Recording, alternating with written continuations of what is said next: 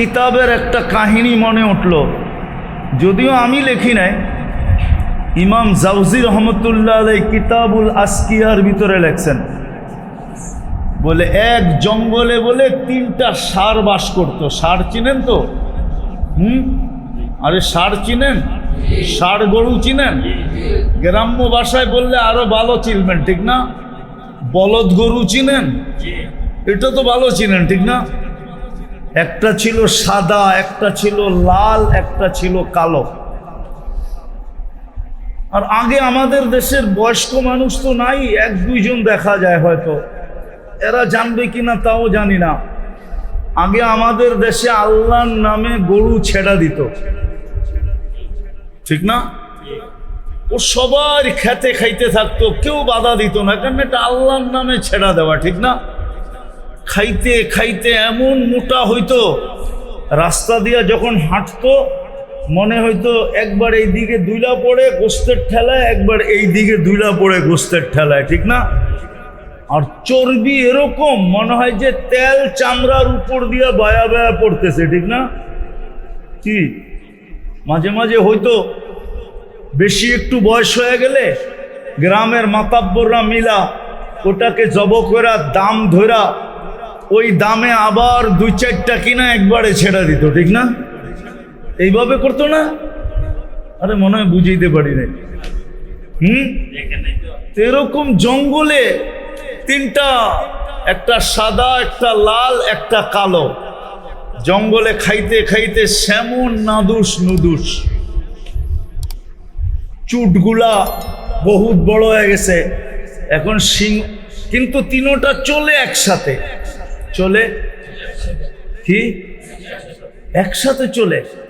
তো সিংহ ভাবতেছে হ্যাঁ গোশত না জানি কত মজা, রক্ত না জানি কত স্বাদ, কিন্তু 3টা তো চলে একসাথে, খাওয়ার তো কোনো সুযোগ নাই। একটার উপরে হামলা করলে বাকি 2টা ওরূপ সিংহের উপরে হামলা করবে। তো সিংহ সুযোগ তালাশ করতেছিল যে দেখি কখনো ওদেরকে একা একা পাই কিনা। তো একদিন সাদাটাকে একা পাইছে, একা পায়া সাদাটাকে বুঝাইছে, কিরে একটু দূরে, বলছে তোর কারণে পুরো জঙ্গলটা আলোকিত, তুই কি কোনোদিন তোর শরীরটা দেখছস? তুই যেই ফকফকে সাদা, আমার জঙ্গলে তো সূর্যের আলো রাত্রেও দরকার হয় না তোর কারণে, তুই এরকম ফকফকে সাদা, আর তুই চলো সেই কাইলার লগে আর এই লালটার লগে, এটা কি শোভা পায়? তুই আর লগে চলস? এমন পট্টি পড়াইছে ওর বুঝে আইসা গেছে, হ্যাঁ ঠিকই তো, আমি এই কাইলার লগে চলমু কেন, আর এই লালটার লগেই বা চলমু কেন?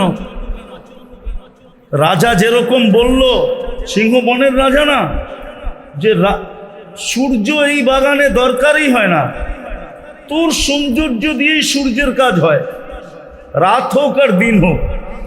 তো পরের দিন থেকে একা একা চলা শুরু করছে। 1 দিন 2 দিন 3 দিন সুযোগ বুঝে একদিন ওকে সিংহ সাইজ করে ফেলছে।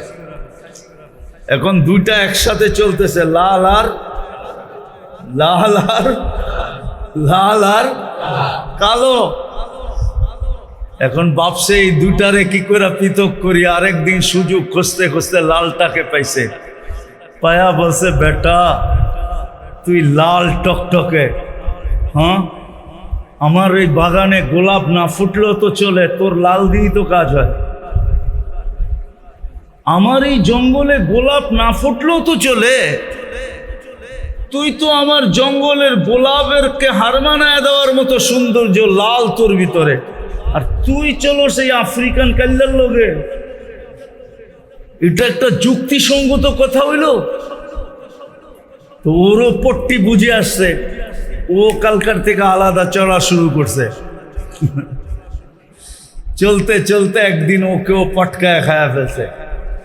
তো যখন কালোটার কাছে খাইতে যাইতেছিল, তো কাকড়টা বলতেছিল উকিল তু ইয়ৌমা উকিলা সাউরুল আবিয়াব, যেদিন সাদাটাকে খাওয়া হয়েছিল ওদিনই আমার খাওয়া হয়ে গেছে, আমি আর প্রতিরোধ করব কি? আজকে যে অবস্থার দিকে আমরা গড়াইতেছি, যে অবস্থার দিকে দুনিয়া যাইতেছে, হায় হইতে পারে আমাদেরও খাওয়া হয়ে গেছে, হয়তো খাওয়া খাওয়া খাওয়া হয়ে গেছে হয়তো, নাইলে 250 কোটি ডাকার পরেও ফেরেশতা আসে না, 60 লক্ষ ডাকার পরেও ফেরেশতা আসে না, নারী ডাকার পরেও ফেরেশতা আসে না, পুরুষ ডাকার পরেও ফেরেশতা আসে না। আসবে তো আসবে কোত্থেকে? আজকে আমাদের দাবি আছে, প্রমাণ নাই।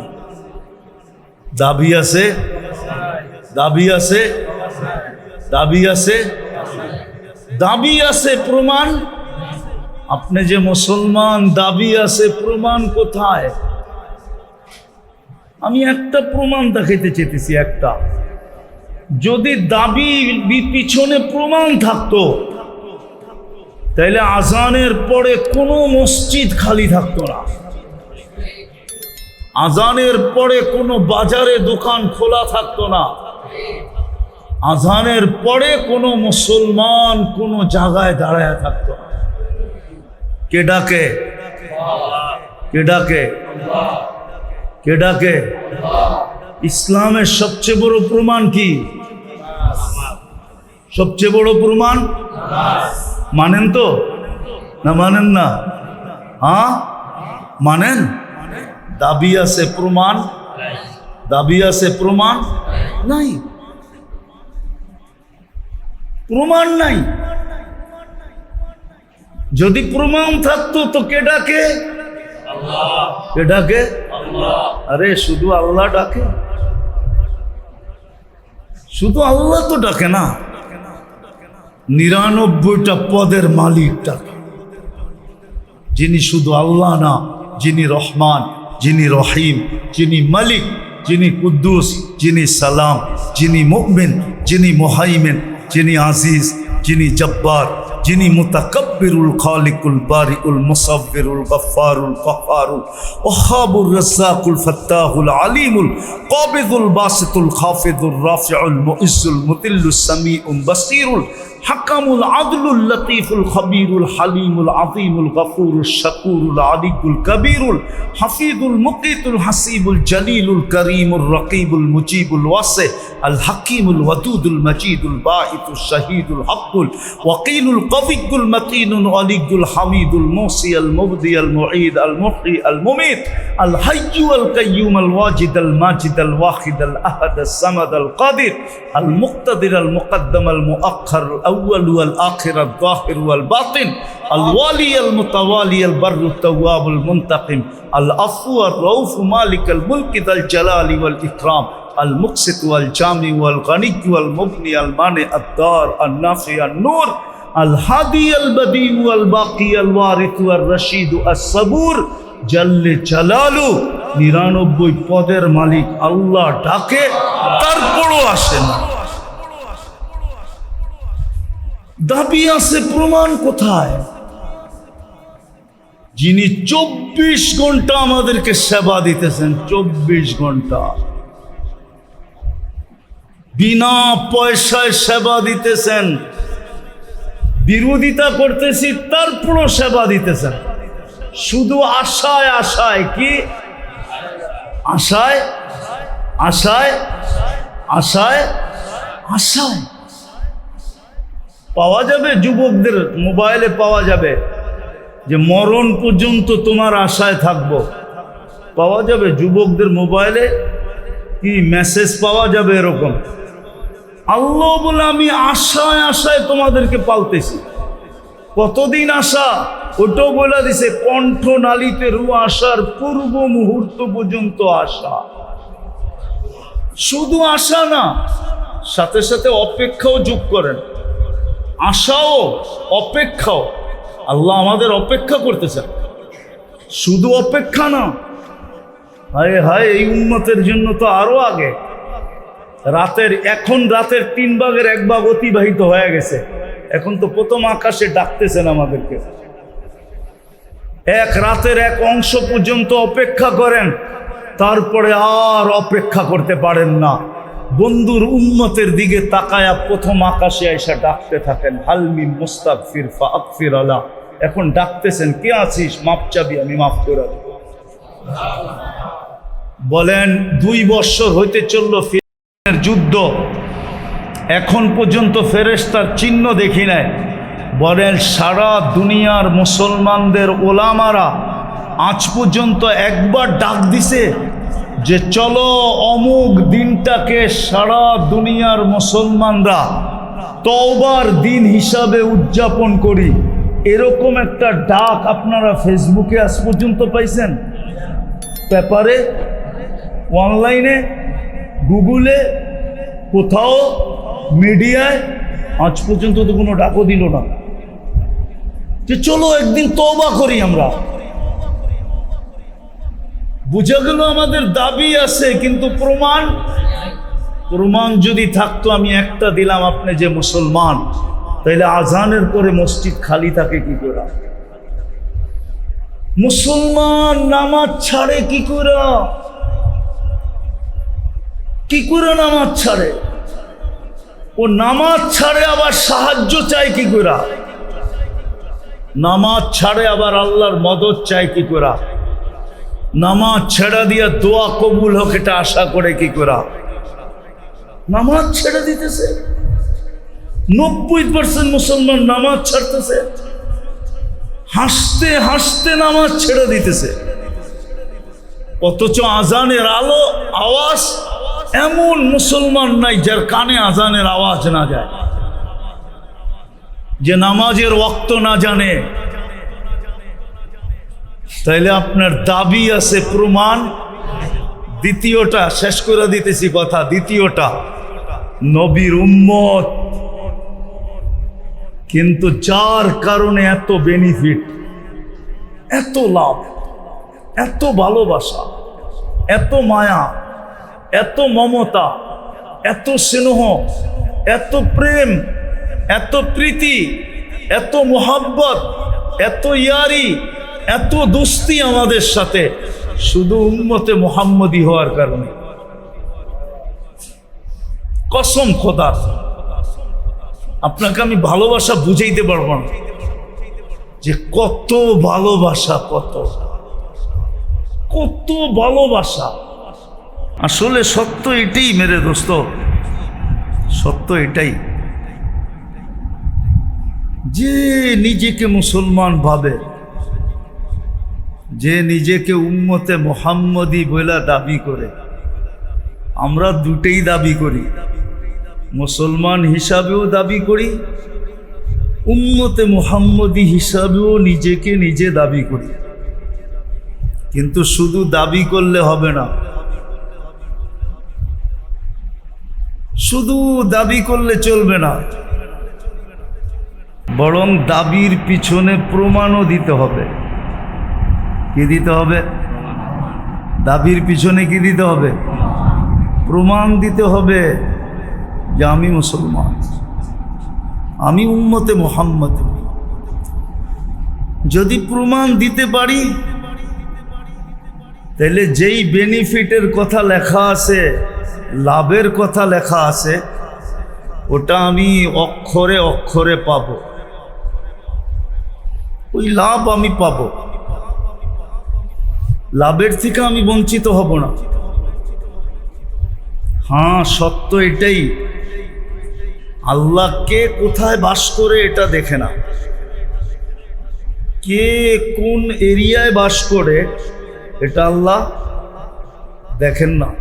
যদি দেখতেন তাহলে মক্কার একজনেরও জাহান্নামে যাওয়ার কোনো সুযোগ ছিল না। যারা মক্কায় জন্ম, মক্কায় বড়, মক্কায় যাদের জীবন কেটে গেছে, যাদের মক্কায় জন্ম, আল্লাহ যদি জায়গা দেখতেন, এরিয়া দেখতেন, এলাকা দেখতেন, গ্রাম দেখতেন, ইউনিয়ন দেখতেন, থানা দেখতেন, জেলা দেখতেন, দেশ দেখতেন, তাহলে মক্কার মানুষের দুযোগে যাওয়ার কোনো সুযোগ ছিল না। কেননা মক্কার প্রশংসার উপরে তো কিতাব লেখা হয়েছে, কিতাব ফজিলতের উপরে কিতাব লেখছেন ওলামারা। জানায় ফাজায়েলে মক্কা কিতাব আছে, শুধু মক্কার ফজিলত লেখা। জানি না ওলামা জানে কি জানে না, ফাজায়েলে মক্কার উপরে কিতাব লেখা হয়েছে, ফাজায়েলে মক্কা। আর কোরআন তো বর্ণনা করছেনই করছেন, ইন্না আউয়ালা বাইতিন উদিয়া লিন-নাস লাল্লাযী বিবাক্কাতা মুবারাকান হুদাল লিল আলামিন। সমগ্র জগতের হেদায়েতের মার্কাজ হলো মক্কা। আল্লাহর প্রথম ঘর মক্কা। মান দাখালাহু কানা আমিনা মাসাবাতাল লিন-নাসি ওয়া আমনা। মক্কার প্রশংসা দিয়া কোরআন, কোরআনে মক্কার প্রশংসা, হাদিসে মক্কার প্রশংসা। তাহলে মক্কার মানুষগুলা কোনোদিন জাহান্নামে যেত না। কিন্তু আবু জাহেলও তো মক্কার, ঠিক না? না মক্কার না, কি জান্নাতে? আবু লাহাব, উতবা, সাইবা, রবিয়া, হায় হায় হায়, হাজারো মানুষের নাম গোনানো যাবে যারা জাহান্নামে চলে গেছে। অথচ যাদের সকাল কাটতো মক্কার ঘরের ছায়ায়, সকালবেলা যারা আল্লাহর ঘরের ছায়ায় আড্ডা দিত, আড্ডা ছায়ায় বোঝেন, সকালে উঠা যারা মক্কার ঘরের আল্লাহর ঘরের ছায়ায় যারা কি করত, সময় কাটাইতো, আড্ডা বাদ দিলাম, সময় কাটাইতো। বিকালে যারা আবার আল্লাহর ঘরের ছায়ায় সময় কাটাইতো, ওই লোকগুলো জাহান্নামে। বোঝা গেল আল্লাহ গ্রাম দেখেন না, এরিয়া দেখেন না, এটাই সত্য। এরকম শত জিনিস আনা যাবে, আল্লাহ এগুলো একটাও দেখেন না। না এলাকা দেখেন, না বংশ দেখেন, না বুলি দেখেন, না রং দেখেন, না ঢং দেখেন, না চাইল দেখেন, না চলন দেখেন, না শিক্ষা দেখেন, না দীক্ষা দেখেন, না আল্লাহ টাকা দেখেন, না আল্লাহ পয়সা দেখেন, না আল্লাহ ক্ষমতা দেখেন, দুনিয়ার কোনো জিনিস দেখেন না। দেখেন শুধু দাবিতে কে দাবি, দাবির পিছনে কে প্রমাণ দিল, আল্লাহ এটাই দেখেন। মুসলমান বলে দাবি করে সে কি প্রমাণ দিল এটা আল্লাহ দেখবেন, প্রমাণটা কি। উম্মত বলে নিজেকে স্বীকার করে প্রমাণ কি দিল এটাই আল্লাহ দেখবেন, প্রমাণটা দেখবেন, প্রমাণ দেখবেন যে আপনার প্রমাণ কি। এই জন্যই কবরে গেলে প্রথম প্রশ্ন হবে, প্রথম প্রশ্ন কবরে, আমি লিখি না, ইমাম বুখারী রহমতুল্লাহ আলাইহি লেখছেন, কিতাবুল জানায়েজের ভিতরে আছে, প্রথম প্রশ্ন হবে মা কুনতা তাকুলু ফি হাদার রাজুলি মুহাম্মাদিন। তুমি সারা জীবন উম্মতে মুহাম্মদি বলতা, বলো প্রমাণ দাও আজকে তুমি কতটুকু ওনার সাজে সজ্জিত ছিলা। প্রমাণ চাবে, প্রমাণ চাবে, প্রথম প্রমাণ চাবে এটা যে তুমি সারা জীবন বলছো উম্মতে মুহাম্মাদি, উম্মতে মুহাম্মাদি, উম্মতে মুহাম্মাদি। আর এর কারণেই আমরা তোমাদেরকে ফ্যাসিলিটি দিছিলাম, সবাই এক করলে এক পাইতো। তোমার শুরুটাই ছিল 10 থেকে, তুমি এক করলে 10 পাইতা। সব উম্মত এক করলে কত পাইতো? আর আমরা এক করলে কত পাই? কত? এটাও ভুল। 10 শুরু, 10 শুরুটা কতর থেকে? 10-এর থেকে। 10 না, শুরু 10 থেকে। 10 থেকে শুরু হয়। ওই শুরু আবার 10 থেকে কখনো গড়াইয়া 100-তে চলে যায়, আবার 100 থেকে গড়াইয়া কখনো 700-তে চলে যায়, আবার 700টা গড়াইতে গড়াইতে কখনো বেগায়রে হিসাবে চলে যায়। কিন্তু শুরু কতর থেকে? 10 থেকে।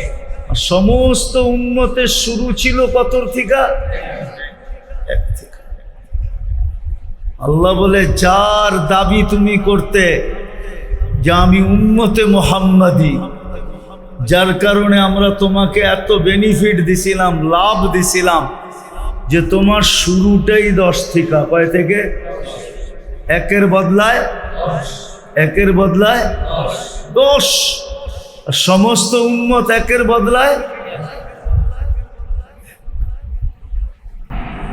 ওই উম্মতের ভিতরে তাকাইলে দেখা যায় খলিলের উম্মতও আছে। কার উম্মত? ইব্রাহিম খলিলের উম্মত, ঠিক না? এর ভিতরে তাকাইলে দেখা যায় কালিমের উম্মতও আছে। মুসা কালিমুল্লাহ, উনার উম্মতও আছে। এর ভিতরে তাকাইলে দেখা যায় ঈসা রুহুল্লাহর উম্মতও আছে। এর ভিতরে তাকাইলে দেখা যায় ইসমাইল জবিহুল্লাহর উম্মতও আছে।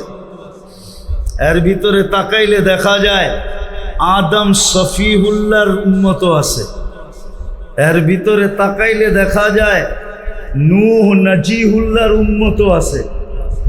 বড় বড় উপাধি পানেওয়ালা নবীর উম্মতও আছে। কিন্তু হইলে হবে কি? এক করলে একই পায়, এক করলে। আর আমাদের শুরুটা করতে গা, বুঝাইতে পারতেছি?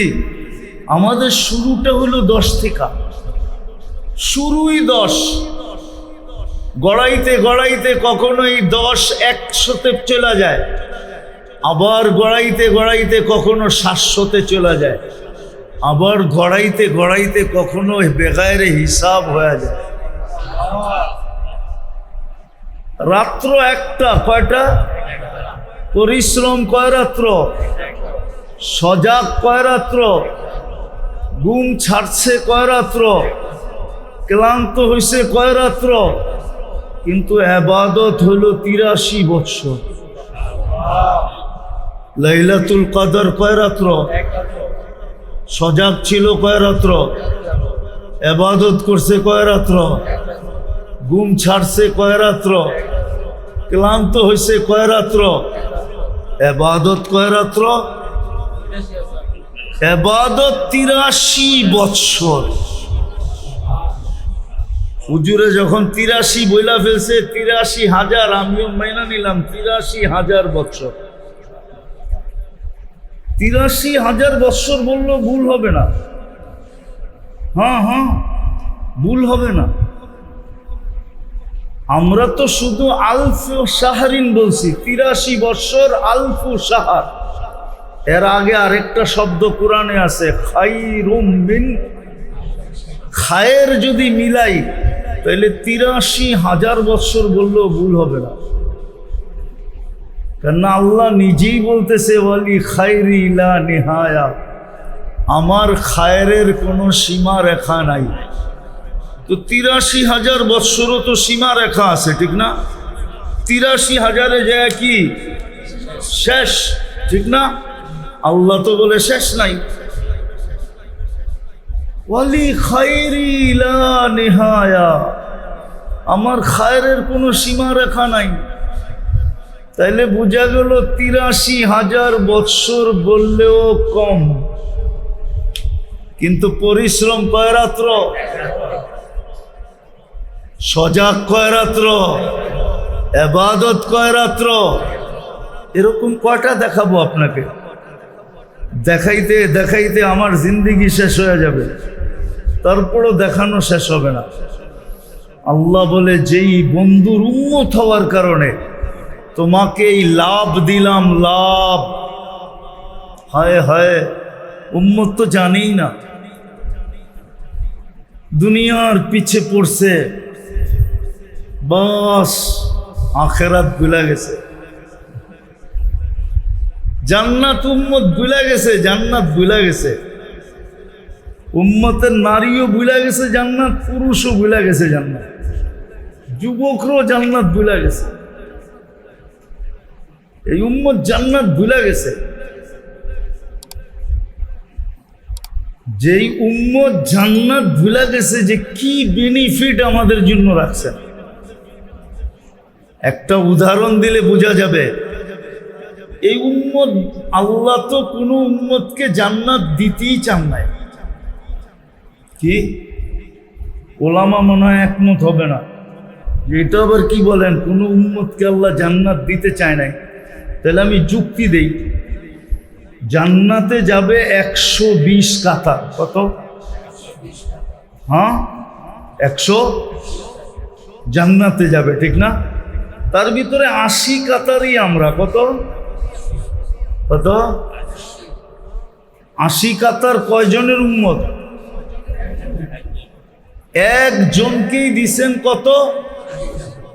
আর 120-এর থেকে 80 গেলে আর রইল কত? কত? 40 দিছেন 1.25 লক্ষ নবী এবং রসুলকে। তাইলে কি দিছেন? তাইলে এটা বললে ভুল হবে না, মনে হয় যে ওনাদেরকে দিতেই চান নাই, পুরাটাই আমাদেরকে দিয়া দিতে চেয়েছিলেন। বলবেন 48 কাতার কেন দিলেন? শুধু প্রশ্নের থেকে বাঁচার জন্য। হয়তো ওনারা বলতে পারত যে নবী তো বানাইলেন, রসুল তো বানাইলেন, কিন্তু এক জান্নাত তো দিলেন না। তো আল্লাহ 20 কাতার সবাইকে ভাগ করে দিয়া বললেন, তোমাদেরকে দিছি। কি দিছি? তো দিছি। কি দিছি? আরে কন্যা, দিছি তো। হ্যাঁ, একজন দিলেও তো দিছি, ঠিক না?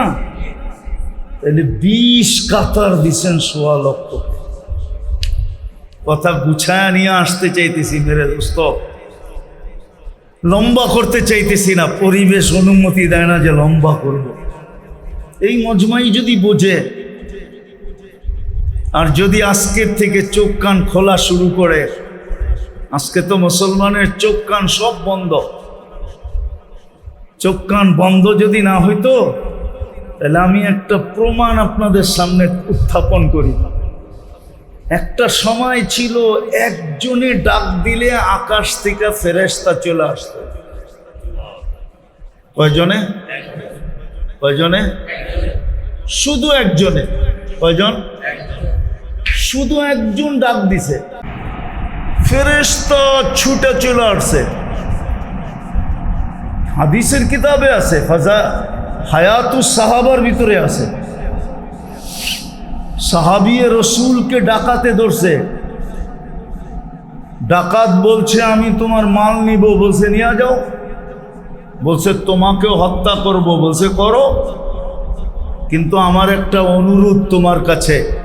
চলা তো যাব, তুমি মালও নিবে, জানও নিবে, আমার কোনো আপত্তি নাই, কিন্তু একটা আবেদন তোমার কাছে। বলছে, সেটা কি? বলছে, আমাকে 2 রাকাত নামাজ পড়তে দাও। বলছে, আচ্ছা, পড়া নাও। তো 2 রাকাত নামাজ শেষের সেজদায় যায় সে যখন চিৎকার দিছে, ইয়া ওয়াদুদ ইয়া দাল আরশিল মাজিদ ইয়া ফাআলুল লিমা ইউরিদ আসআলুকা বিইজ্জাতিকা আল্লাতী লা তুরাম ওয়া বিমুলকিকা আল্লাযী লা ইউদাম ওয়া বিনূরিকা আল্লাযী মালা আরকানা আরশিক ইয়া মুগীস আগিসনি। যখন একবার চিৎকার দিছে তো চতুর্থ আকাশ থেকে ফেরেশতা প্রথম চিৎকারে নির্বাচিত হয়েছে। দ্বিতীয়বার যখন চিৎকার দিছে ইয়া মুগিস আগিসনি বইলা, তো 4 আকাশ অতিক্রম করে ফেলছে। তৃতীয় চিৎকার যখন দিছে তো মাথার কাছে আইসা ডাকাতকে জাহান্নামে পৌঁছায় দিছে। সালাম ফিরে যখন তাকাইছে, ভাবতে ছিল হয়তো ডাকাতকেই দেখবো তরবারি হাতে, আমার সালামের অপেক্ষা করতেছে, আমি সালাম ফিরাবো আর তরবারি মারবে আর আমি দুনিয়া ছেড়া আখেরাতে চলে যাব। কিন্তু সালাম ফিরায় তাকায় দেখে সুদর্শন যুবক দাঁড়ানো, খোলা তরবারি হাতে, চেহারার থেকে চাঁদের চেয়ে বেশি আলো যেন ছিটকায়া পড়তেছে, আর নামাজির দিকে তাকায়া মুস্কি মুস্কি হাসতেছে। জিজ্ঞেস করছে তুমি কে? বলছে আজীব বিষয় তো, আশ্চর্যের বিষয় তো, আমাকে ডাইকা আনলা তুমি, আর তুমি জিজ্ঞেস করো তুমি কে? তুমি তো আমাকে ডাইকা আনলা। বললো কখন ডাইকা আনলাম? বলে তুমি যখন ইয়া মুগিস বলে প্রথমবার চিৎকার দিছ, তো আমি চতুর্থ আকাশ থেকে নির্বাচিত হয়েছি তোমার সাহায্যের জন্য। দ্বিতীয়বার যখন চিৎকার দিছ, তো আমি 4 আকাশ অতিক্রম করে ফেলছি। তৃতীয় চিৎকারে তোমার মাথার কাছে এসে দুশ্মনকে জাহান্নামে পৌঁছায় দিছে। বলছে এই বৈশিষ্ট্য আমার জন্য? বলছে না, তোমার মতো নামাজ যে উপহার দিবে কিয়ামতের সকাল পর্যন্ত আমি ওর জন্য অপেক্ষা করব। একজনের জন্য ফেরেশতা আসতো, একজনের জন্য। কালীগঞ্জের মানুষ, একজনের জন্য ফেরেশতা আসতো। এক কাহিনী না, শত কাহিনী আছে। একজন ডাকলেই ফেরেশতা চলে আসতো, চাই সেটা পুরুষ হোক, চাই সেটা নারী হোক, চাই সেটা যুবক হোক, চাই সেটা বাচ্চা হোক, একজনের জন্য ফেরেশতা আসতো। আজকে 250 কোটি মুসলমান। কত? 250 কোটি কয়জনে হয়? 10-15 লাখে না? কত জনে বলেন না?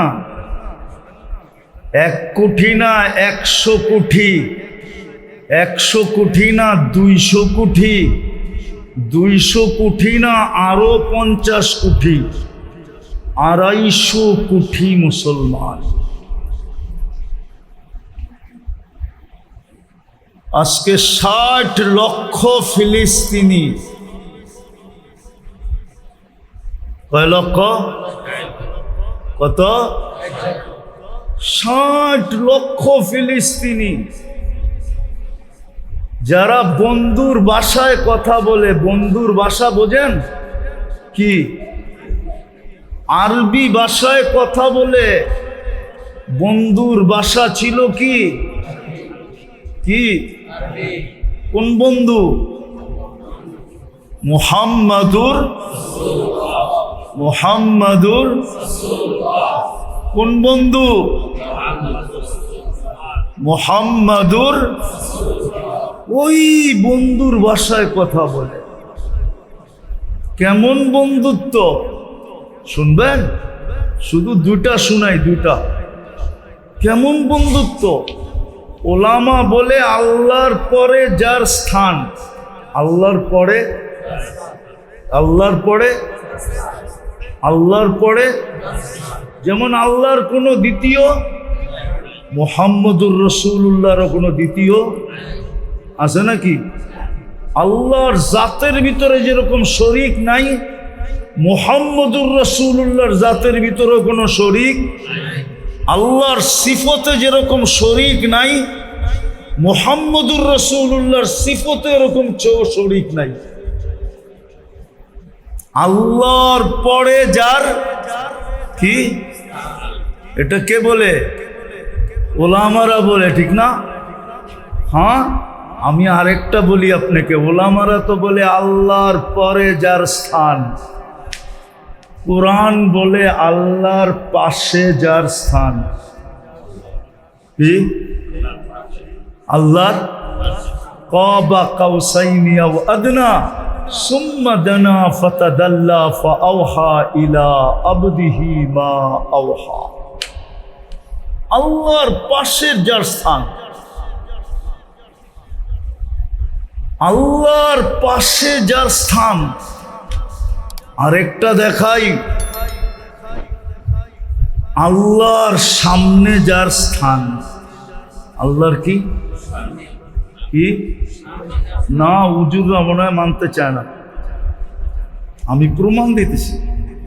সূরা ইয়াসিন আল্লাহ পড়ছেন 1000 বৎসর আগে। কত কত? সৃষ্টিরও, সমগ্র সৃষ্টির 1000 বৎসর আগে আল্লাহ 2 সূরা তেলাওয়াত করছেন। একটা হলো তাহা, আর একটা হলো সূরা ইয়াসিন। ইয়াসিন যখন আল্লাহ তেলাওয়াত করছেন তো আল্লাহ প্রথমে ডাক দিছেন ইয়াসিন, আমাদের নবীজির নাম যেটা আল্লাহ রাখছেন। বন্ধুকে আল্লাহ নাম ধরে ডাক দিছেন ইয়াসিন। তারপরে আল্লাহ কসম খাইছেন ওয়াল কোরআনিল হাকিম। তারপরে আল্লাহ বলছে ইন্নাকা লামিনাল মুরসালিন। আরবি গ্রামারে বলে ইন্নাকা বলছে আল্লাহ, মানি আল্লাহর সামনে তখনও উপস্থিত ছিলেন। ওই রসুলের উম্মত আমরা, ওই রসুলের উম্মত আমরা। এই জন্যই তো আমাদের বেনিফিট। এই জন্য আবার কথা গুছিয়ে নিয়ে আসতেছি, দাবি করলে চলবে না, প্রমাণ দিতে হবে। দাবি করি আমি মুসলমান, ওইখান থেকে বাহির হয়ে গেছি। একজনের জন্য ফেরেশতা আসতো, আজকে 60 লক্ষের জন্য কোনো ফেরেশতা নাই। অথচ যারা বন্ধুর ভাষায় কথা বলে, কার ভাষায়? কার ভাষায়? বন্ধুর ভাষায়। যারা কোরআনের ভাষায় কথা বলে, যারা জান্নাতের ভাষায় কথা বলে, যারা যারা যারা যারা কবর দেখা মনে হয় 45,000 সাহাবাদের কবর গোটা ফিলিস্তিন 45,000 সাহাবাদের কবর, মনে হয় এরা সব সাহাবাদের সন্তান। কবর যখন এইখানে 45,000, তো এদের সন্তানাদিও তো এখানেই ছিল, ঠিক না? হ্যাঁ, মানেন না? তাহলে আরো পিছিয়ে নিয়ে যাব। যারা আম্বিয়াদের সন্তান, কেননা খলিল আলাইহিস সালামের কবর ফিলিস্তিন, মুসা আলাইহিস সালামের কবর ফিলিস্তিনে, শুআইব আলাইহিস সালামের কবর ফিলিস্তিনে, ইউসা বিন নুন আলাইহিস সালামের কবর ফিলিস্তিনে। 70 জন নবীর কবর এখনো চিহ্নিত ফিলিস্তিন। আমি চোখে দেখা বলতেছি, চোখে দেখা, কিতাব পড়া না। আমি আজ থেকে 15 বছর আগে গেছি, 2010-এ গেছি আমি। এগুলো সব আমার চোখের দেখা, আপনাদেরকে বলতেছি। যারা নবীদের সন্তান, কিতাব উঠান, ফিলিস্তিনকে পাবেন আপনি দিয়ারুল আম্বিয়া, নবীদের দেশ হলো ফিলিস্তিন।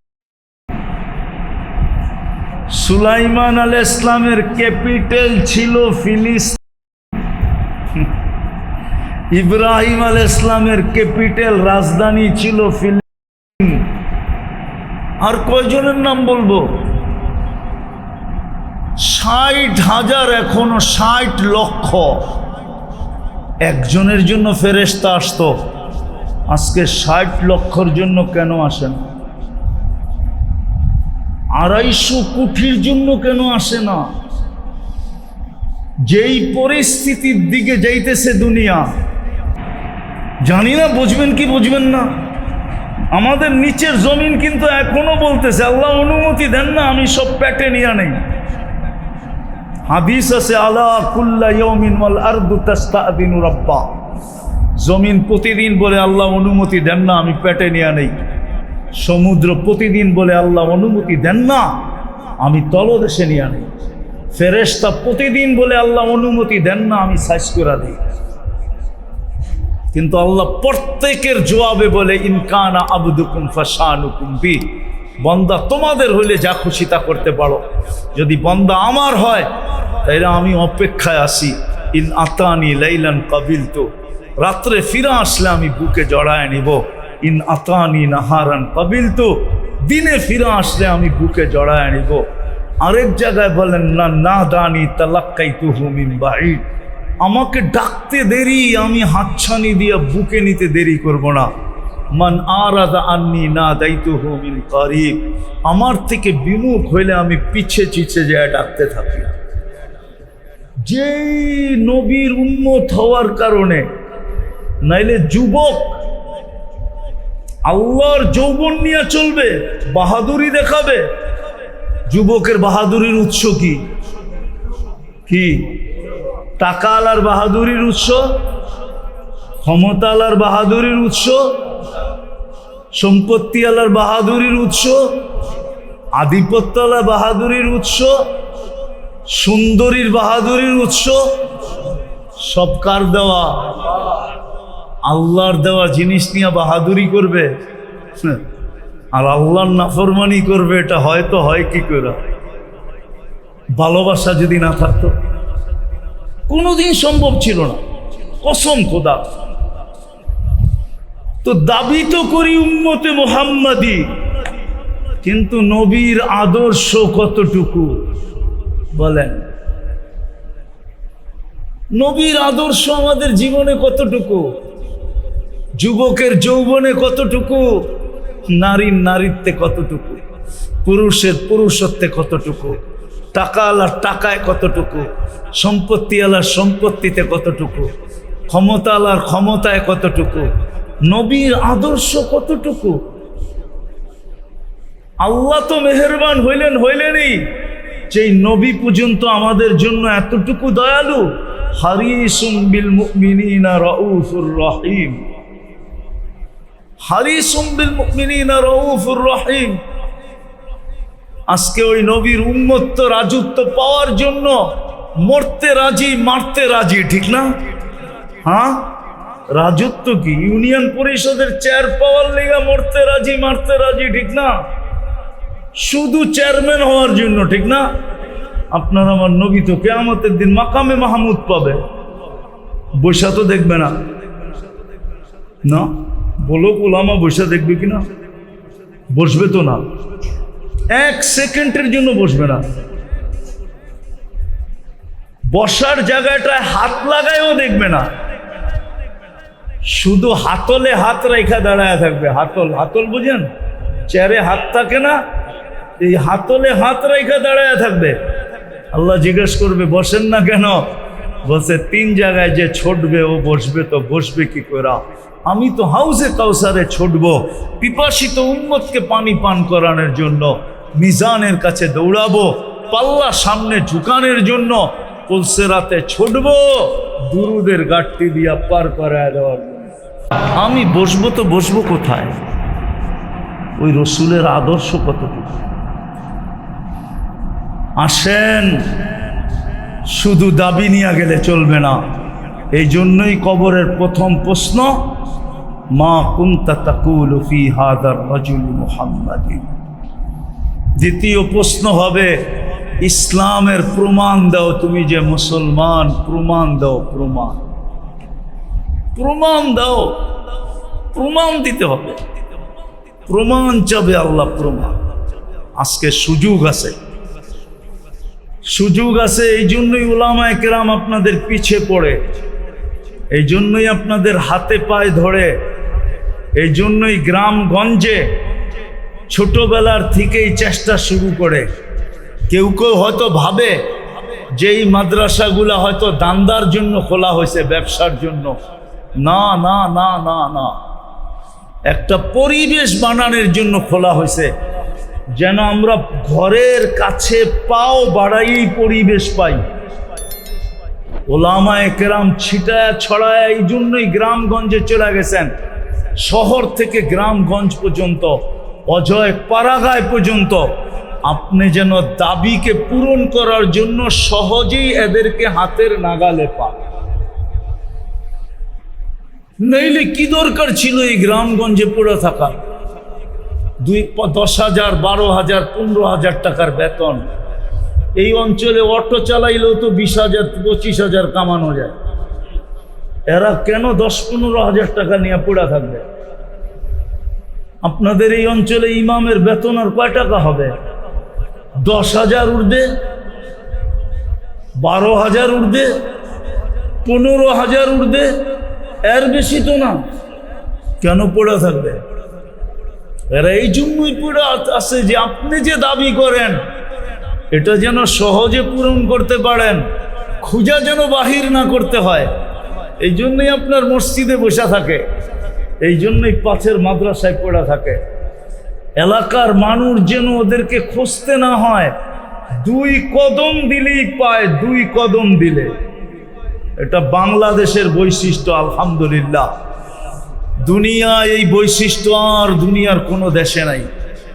টোকাইতে গেলে অনেক দূর দূর পর্যন্ত যাইতে হয়, বাংলাদেশে যেখানে দূর দূর পর্যন্ত যাইতে হয় না।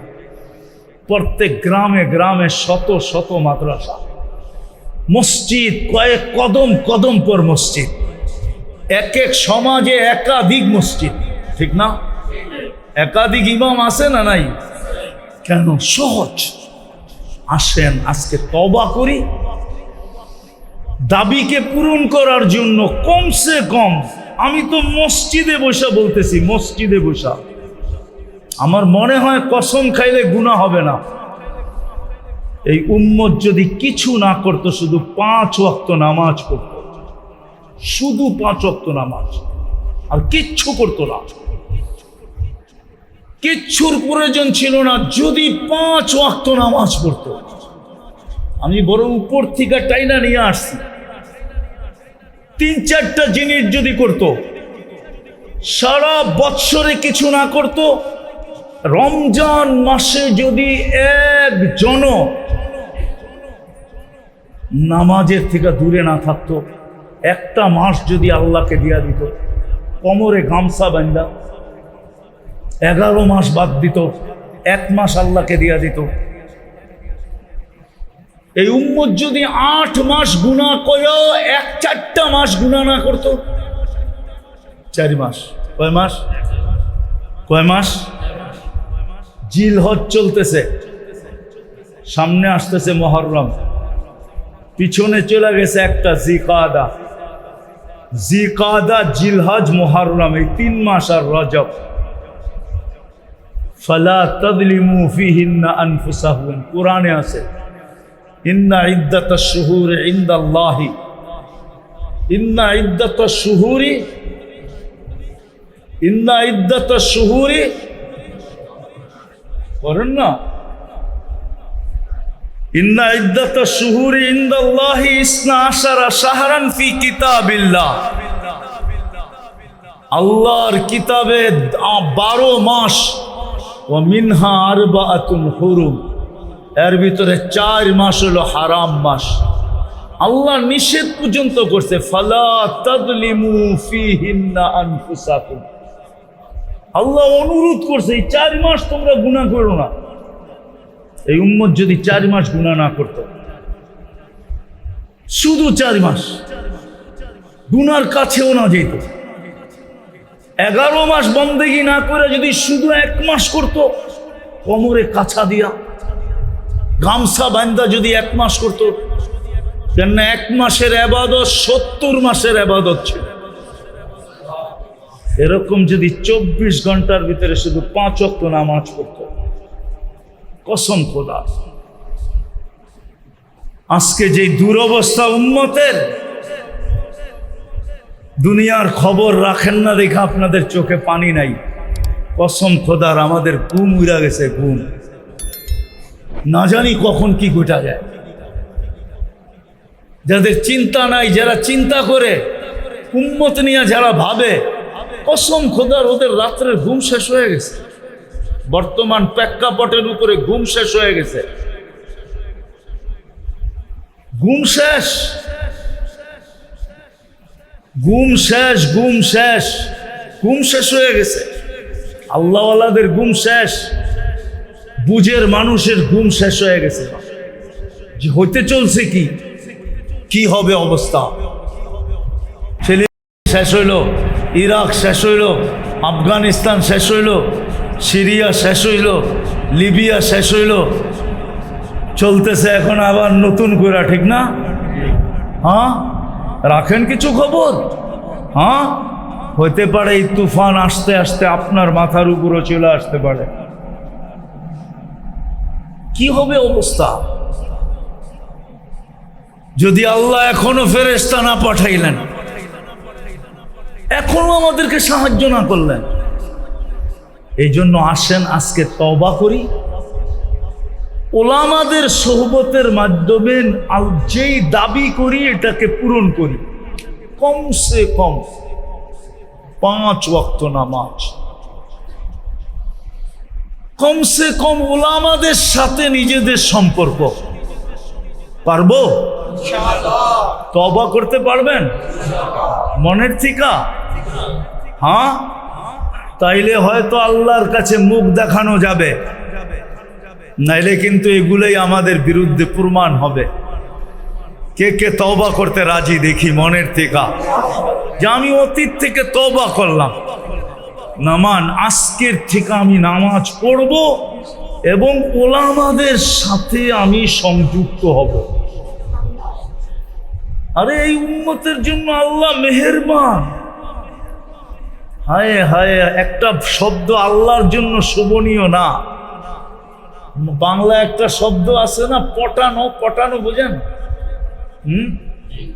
কি এটার ভালো বাংলা কি? হ্যাঁ, বুঝানো না, পটানো। একজনের বুলায়া বালায়া পটায়া ফেলা, কি আয়াতে আনা পটানো, ঠিক না? হ্যাঁ, বুলায়া বালায়া কি পটানো। হায় হায়, আল্লাহকে পটানো অতি সহজ। কসম করে বন্দা যদি মুখ দিয়ে উচ্চারণ নাও করে, মন দিয়েও যদি কয় আল্লাহ আমি তওবা করে ফেললাম, সাথে সাথে আল্লাহ রাজি হয়ে যায়। আল্লাহকে সঙ্গে নেওয়া অতি সহজ। এই জন্য আজকের থেকে ওলামাদের সাথে সম্পর্ক রাখবো। নামাজ কখনো ছাড়বো, কখনো। আমাদের দেশটা আলহামদুলিল্লাহ এখনো অনেক ভালো আছে দুনিয়ার সমস্ত দেশের তুলনায়। আমি তো বলি আমাদের দেশটা এখনো ভালো আছে, আমি বলি আলহামদুলিল্লাহ। আমি দুনিয়া দেখা বলতেছি, 103টা দেশ দেখা বলতেছি। আমাদের দেশের মতো আলহামদুলিল্লাহ আলেম ওলামার পরিবেশ দুনিয়ার কোনো দেশে নাই। আমাদের দেশের মতো আল্লাহওয়ালাদের পরিবেশ দুনিয়ার কোনো দেশে নেই। আমাদের দেশের মতো মসজিদের পরিবেশ দুনিয়ার কোনো দেশে নেই। আমাদের দেশের মতো মাদ্রাসার পরিবেশ, মক্তব মাদ্রাসার পরিবেশ দুনিয়ার কোনো দেশে নেই। আমাদের দেশের মতো হেফজোখানার পরিবেশ দুনিয়ার কোনো দেশে নেই। আমাদের দেশে হাজারো পরিবেশ আছে যেটা দুনিয়ার কোনো দেশে নেই, যেগুলা সব ব্যক্ত করতে গেলে আপনাদের মনের ভিতরে অহংকারও ঢুকতে পারে। এই জন্য সবগুলা ব্যক্ত করতেছি না। আমি আমার দেশ নিয়ে অনেক গৌরব করি, গর্ব করি, গর্ববোধ করি যে আমার দেশ আলহামদুলিল্লাহ সুম্মা আলহামদুলিল্লাহ সারা দুনিয়ার ভিতরে এখনো 1 নম্বরে। এই জন্যই আমরা বেঁচে আছি।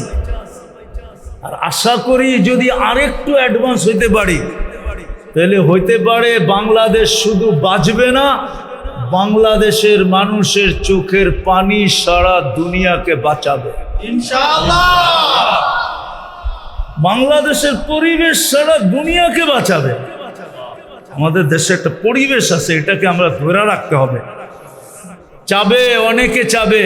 যেমন 2 দিন আগেই শুনতেছিলাম একজনে টক শোতে বলতেছে মাদ্রাসাগুলাতে মক্তবগুলাতে বলে দারিদ্র বানায়। কি কি কি বানায়? দারিদ্র বোঝেন? গরিব বানায়, গরিব। মাদ্রাসাগুলা বলে দারিদ্র বানানোর কারখানা। কি কি গরিব বানানোর? আপনারাও করেন নাকি? হ্যাঁ, আজ পর্যন্ত কোন হুজুরে ভিক্ষা করতে দেখছেন? হ্যাঁ, চুরি করতে, ডাকাতি করতে, ছিনতাই করতে, পরেরটা লুটা খাইতে, মাইরা খাইতে, 1000 কোটি টাকা মাইরা দিতে দেখেন নাই? একজনও না। সত্য বলতেছেন না এমনি আমার লগে হাহা করতেছেন? হ্যাঁ, তাহলে গরিব বানায় পত্রিকা।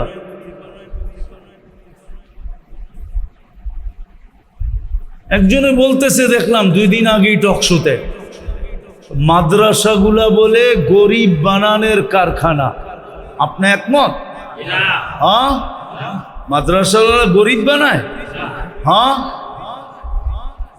আজ পর্যন্ত দেখছেন কোন মাদ্রাসার হুজুর মা বাবার বাড়ির থেকে বাড়ি করে দিতে ধাক্কা দিয়া, না খাওয়ায় রাখতে, ল্যাংটা রাখতে দেখছেন? বৃদ্ধাশ্রমে দিয়ে আসতে। আল্লাহ যতটুকুকে দেয় অতটুক বরকতের সাথে দেয়, বরকতের সাথে।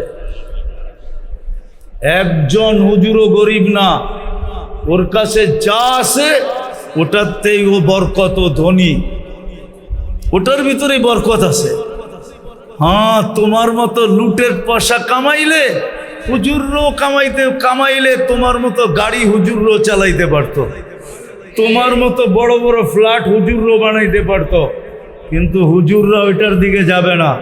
তোমার এটা ভুল ধারণা যে হুজুর মাদ্রাসায় কি বানানো হয়? গরিব বানানোর ভুল। আপনারা একমত? হ্যাঁ, আল্লাহ ওকে হেদায়েত দেখ। আর হেদায়েত যদি না থাকে তাইলে আল্লাহ ওর জন্য যথেষ্ট হয়ে যায়, ওর জন্য আল্লাহ যথেষ্ট হয়ে যাক। আর যদি হেদায়েত নসিব থাকে তো হেদায়েত দিয়া দেখ। বিদায় আমাদেরকে এই পরিবেশগুলোকে ধরে রাখতে হবে, তাইলে ইনশাআল্লাহ বাংলাদেশ অতীতেও বিপর্যয়ের থেকে বাঁচছে, সামনেও বিপর্যয়ের থেকে বেঁচে যাবে। আর যদি না ধরতে পারলাম, পরিচয় অর্জন না করতে পারলাম, হইতে পারে তুফান আসলে বাতাস আমাদের গায়েও লাগতে পারে। আল্লাহ আমাদেরকে হেফাজত করেন। ওমা আলাইনা ইল্লাল বালাগ।